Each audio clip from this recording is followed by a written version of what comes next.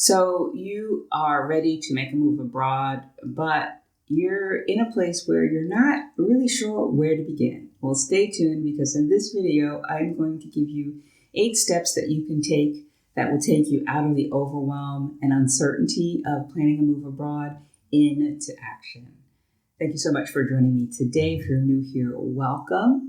Each week I upload a video about moving abroad, life in France, or finding the confidence and courage to live life on your terms. If that sounds interesting to you, be sure to subscribe and click that notification bell. I'm Patricia Brooks, and in 2018, I left my project management job and I moved to the south of France. And it's been an amazing experience filled with ups and downs. And in the process, I've gained some insights on making a move abroad. And in this video, I'm going to talk about 8 steps you need to take in order to move out of that feeling of overwhelm and into a place where you feel confident about the steps you're taking. Okay.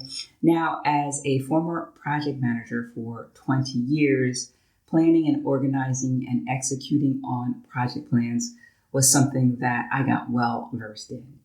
So this video is all about managing your project of moving abroad. All right. The first thing that you need to do is you need to decide what country you're going to move to. Now, it might sound obvious and it might sound easier, but I think it's easier said than done for many people because there's so many different and unique and interesting places in the world that you might want to live. But until you decide on a country, then you're going to feel more overwhelmed because you're not going to be able to hone in on which steps and which documents and what the requirements are for residency in any one country. And so you might feel a little bit scattered. So that's step number 1. Now, if you're struggling to decide on what country, I do have a resource. It's a questionnaire that will help you to understand what your desires are and what your likes and dislikes are. And that can help you to get to a particular country or particular region in the world. And then you can continue to research and get more clarity that way. But I think that another big piece of that is knowing your key core values. What do you want to experience, have, be, or do in your new country? For me, I wanted to become fluent in French. And so that really narrowed down the countries that I could move to. I considered Quebec City, Canada, but after I thought about winters there, that took that off the table. And so I took a trip to France to see if France could be a place where I could live. And I said, yeah, I could see myself living here. And so it was decided for me. I decided that France was the country for me. But that was because I knew that French was a key factor in that. But perhaps you want to move to a country where the cost of living is lower, or maybe you want to move to a country where there's a slower pace of life, the quality of life is better, or the healthcare is better, or maybe the quality of food is better. These are all reasons people decide to move to another country. So know what your key core values are, what you want to have, experience, do, or be in that new country. And that can help you to narrow down your focus as well. All right. So pick a country. So that's step number 1. Now, once you've got that done, you can breathe a sigh of relief because now you can research what the residency requirements are for that country. And you can do that in several ways. When I applied for my visitor visa for France for the first year, I went to the French embassy website to see what the requirements were, and I just followed that step by step. When I applied for my Profession Libérale visa a couple of years ago to start a business here, I got a book called Foolproof French Visas, and that walked me through the process step by step, and that was quite helpful. And I will put a link to that in the description.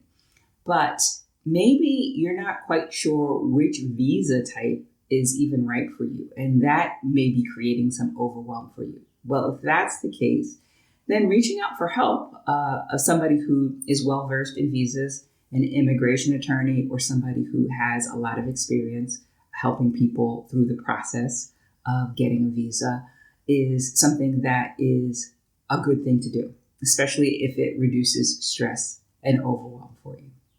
Now, I do know a French immigration attorney who comes highly recommended. If you're interested in that, check out the link in my description. All right. So for this step, it's really important to know what you will be doing when you are living in your new country. Will you be working? Will you be working at a company? Will you be running your own business? Will you be going to school or will you be retiring? That all informs the kind of visa. And looking at resources on NBC websites, resources such as books are helpful. And as I said, consulting an immigration attorney, if that feels like something that's right for you, are all helpful steps in this process. Okay. So once you have looked into the visa type that you're going to get, then you're going to have a list of requirements that you're going to need to fulfill. What are the documents you're going to need? What are the financial requirements you're going to need to show? What accommodation requirements are you going to need to show? And in that way, you can create your own checklist for the visa process. And right there, that takes a huge degree of uncertainty off the table because it's in black and white. Now, this was a step that I failed to do initially, and it kept me stuck for about a year, kept me in a holding pattern for about a year. I avoided it because I was afraid to see what the financial requirements were for a visitor visa. I was afraid if I didn't have it, I would never have it, and I would never be able to live in France, which wasn't really rational because if I didn't have enough in savings, I could always save more until I reached that limit. I did reach out to a coach to help me get unstuck for that. And I'm glad I did because otherwise I'd still be living in the US and not living my life here in France. Now, step number 3 and 4 might seem out of place, but it's something that you want to start sooner rather than later. First one is to start getting rid of stuff that you don't plan on bringing with you and stop buying new stuff. Stop bringing new stuff into your home. And I say start this as soon as possible because this step usually takes longer than we anticipate. At least it does for me. And I found myself scrambling those last couple of weeks, trying to get rid of stuff in my house. All right. Step number 4 has to do with if the country you're moving to speaks a foreign language and you are not good in that language, learning that language, because that will set you up for success in integrating and feeling more calm as you start a new life in a foreign country. And language learning takes time, it takes repetition, and sometimes it takes longer than we anticipate as well. Longer than we anticipate or longer than we want to. And I've done a video about language learning, and you can check that out up here. Okay. Number 5 is take a scouting trip. And I think these are important because while you might know the country that you want to move to, and maybe you even know the city you want to move to, if it's a big city, you might not know the neighborhood you want to live in. You might not have a sense or a feel for that. And so going on a scouting trip will help you do that. Now, I recommend, if you can, getting a vacation rental by owner or an Airbnb so that you can act as if you were living there. You can go grocery shopping and you can cook and you can create recyclables that you have to take to the recycle bin and see what that's all about, what that feels like for you. And then, explore and find the neighborhood that would suit you when you're living there. Another good thing to do is to network while you're there. There are people who have already immigrated there, who are expats there, and start to create that network now so that when you land, you don't feel all alone when you get there. And I think it's important also to look at finding housing, whether you're going to buy, whether you're going to rent, making connections with people who can help you with that as well. Because a lot of times for a visa or a residency permit, you are going to need to show that you have proof of accommodations. And if that's the case, when you're there on a scouting trip, it's helpful to get those resources. And if you're really close to making that move, they can get the ball rolling for you. When I took my scouting trip to find the place that I wanted to stay, I did not have a good sense of who I was and what I liked. And I booked 4 different cities. This was a 2-week trip in big cities. Now, I'd never lived in a big city and I never wanted to live in a big city. However, that's what my scouting trip was focused on. And it could have turned out that I didn't find the place that was right for me. But fortunately, I did take a day trip to a smaller city, Perpignan, and I fell in love with that. And that was wonderful. And that's where I lived my first year. But even toward the end of my first year, I realized that I was not a city person. And so now I'm living in a smaller village, not too far from Perpignan. I can get to the city and I can do city things if I want to. But now I'm in a place that feels even better to me. And so knowing yourself and knowing what you like, what you don't like. Do you want to be closer to the ocean? Do you want to be closer to the mountains? Are you going to be doing a lot of international traveling when you're living in your new place? Well, how close is it to an international airport? And once again, that questionnaire that I have about finding a location, that is very helpful in asking these sorts of questions so that you don't pick a place that really isn't well suited for you. Number 6 is something I've already spoken a little bit about, and that is get help if you need it. Don't be afraid to ask for help. We spoke about immigration attorney or somebody who's well-versed with visas, but you can also need help with other things. Like if you're cleaning out a house that you've lived in for 20 or 30 years, and it seems like an overwhelming task, you can hire somebody to help you to clean that out. If you are looking to find a new job in your new country, but you want to do something different, maybe it's time to hire a transition career coach to help you with that. Or maybe you want help finding a remote job where you can work anywhere. Now, a career coach would be helpful for that as well.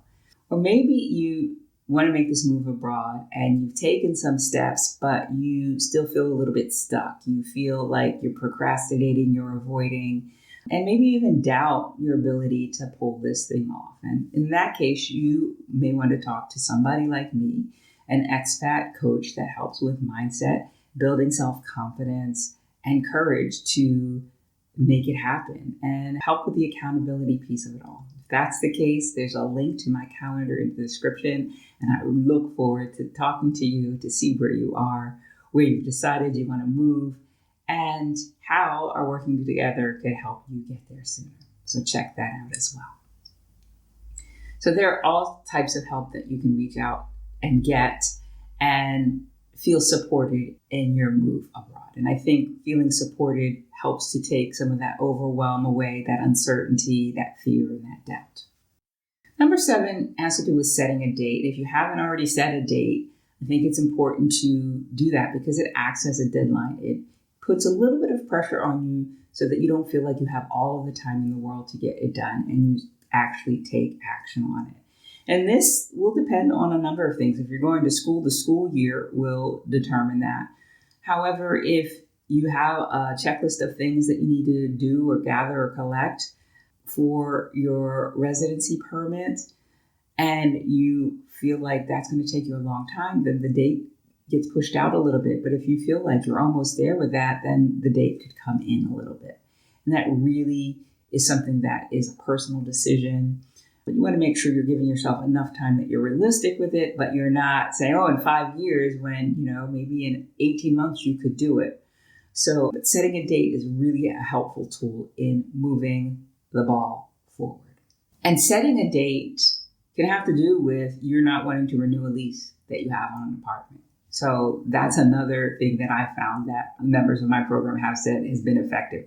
Oh, my lease was coming due and I realized I didn't want to sign a new one. And so I got on fire in making this move happen. Now, number 8 has to do with continuing to plan and prepare for your move. And that has to do with continuing to learn the new language, continuing to get rid of stuff that you're not going to be taking with you.